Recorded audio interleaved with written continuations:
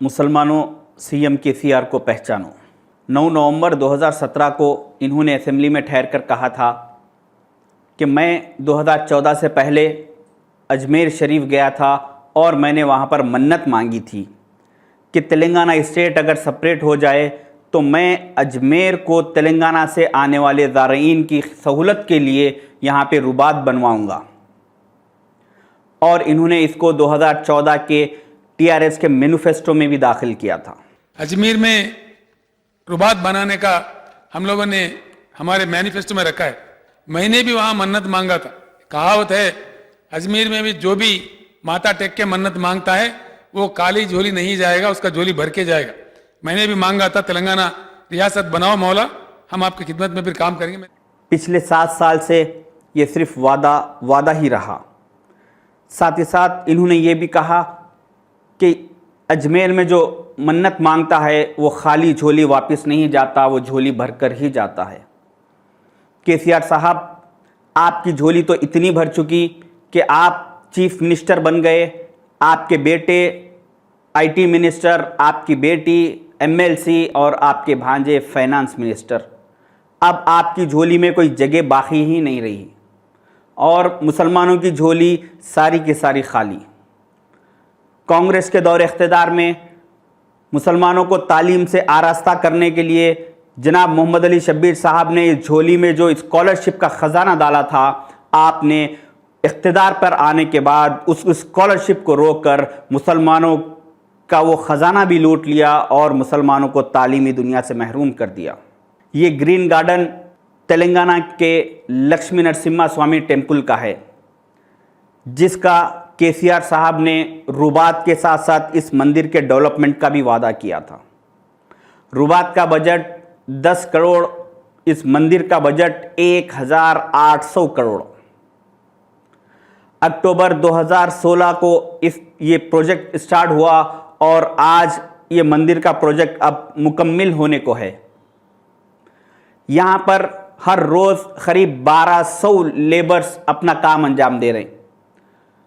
मेरी सीएम साहब से रिक्वेस्ट है कि इस मंदिर के प्रोजेक्ट को आप इसी तरीके से लेकर चलिए और अगर इसमें कुछ बजट की कमी पेश आए तो इसको 100 से 200 करोड़ रुपए और बढ़ाइए और इस प्रोजेक्ट को अच्छे से अच्छे तरीके से मुकम्मल करने की कोशिश कीजिए, क्योंकि ये तेलंगाना के हमारे हिंदू भाइयों के लिए बहुत अहमियत रखने वाली मंदिर है।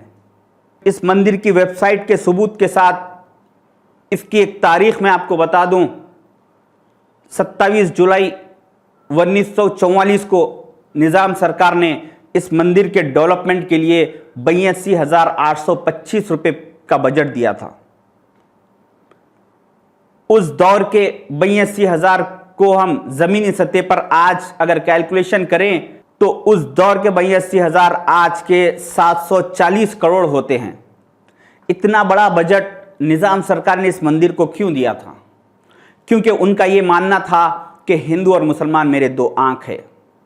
केसीआर साहब, आपने भी कहा था कि हिंदू और मुसलमान मेरे 2 आंख हैं, मगर आपकी एक आंख तो काम कर रही और एक आंख काम नहीं कर रही।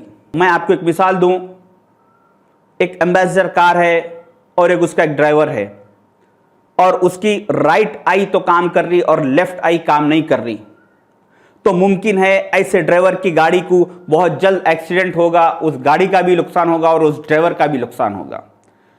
इनके नुकसान से ज्यादा उस लेफ्ट साइड पे जो ड्राइवर की लेफ्ट आई काम नहीं कर रही, उस लेफ्ट साइड पे ठहरे हुई आवाम का, उस लेफ्ट साइड पे ठहरे हुए लोगों का नुकसान होगा, क्योंकि ये गाड़ी को लेफ्ट साइड के लोग दिखेंगे नहीं और उनके वो सीनों पे से वो गाड़ी उनके सीनों को कुचलते हुए चली जाएगी। मेरी आवाम से रिक्वेस्ट है कि इस गाड़ी के ड्राइवर का 2023 में लाइसेंस रिन्यूअल होने वाला है, उसको रिन्यूअल होने से रोके, वरना आप नुकसान उठाएंगे। हर साल अजमेर के उर्स से पहले टीआरएस के सारे मुस्लिम कायदीन एक चादर लेकर सीएम कैंप ऑफिस जाते, वहाँ पर फोटो सेशन होता और वहाँ उसके बाद उस चादर को अजमेर के लिए रवाना करते।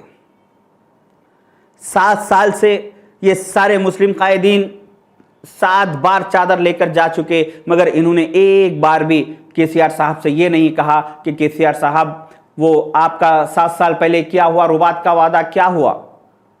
हद तो ये है कि शायद के इनकी उस चादर अजमेर को भेजने से सवाब की नीयत हो या ना हो, मगर इनकी एक नीयत तो ज़रूर है कि इस चादर भी ये लेकर जाते कैंप ऑफिस को तो सीएम साहब के पसंदीदा कलर, उनके पार्टी के कन्वे के कलर की लेकर जाते, ताकि सीएम साहब खुश हो जाए। ये जो दुआ चल रही है, वीडियो में इसकी आवाज़ तो सुनाई नहीं दी, मुमकिन है कि ये दुआ ऐसी चल रही होगी कि या अल्लाह केसीआर साहब को 1000 साल की उम्र दे, या अल्लाह इनको 1000 साल तक तेलंगाना का सीएम मन बरकरार रख, या अल्लाह इनका साया हमारे सरों पे बरकरार रख, इनको सेहत दे, इनको दौलत दे।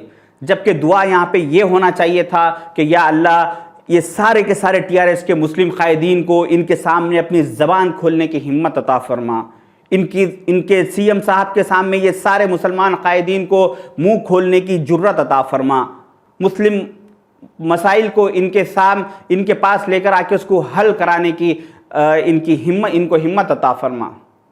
बाद लोग समझ रहे होंगे कि ये रुबात का इशू इसको इतनी तवील खींचने की उतनी ज़रूरत नहीं है। मेरा मकसद यहाँ पर रुबात के साथ साथ इनकी सोच और इनकी मिजाज बताना चाह रहा हूँ मैं आपको।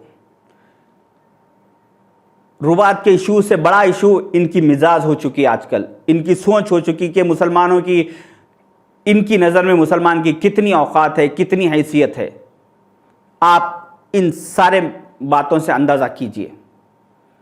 ये मेरा पार्ट 3 है, इंशाल्लाह बहुत जल्द पार्ट 4 और पार्ट 5 में इनके बहुत अहम खुलासे करूँगा।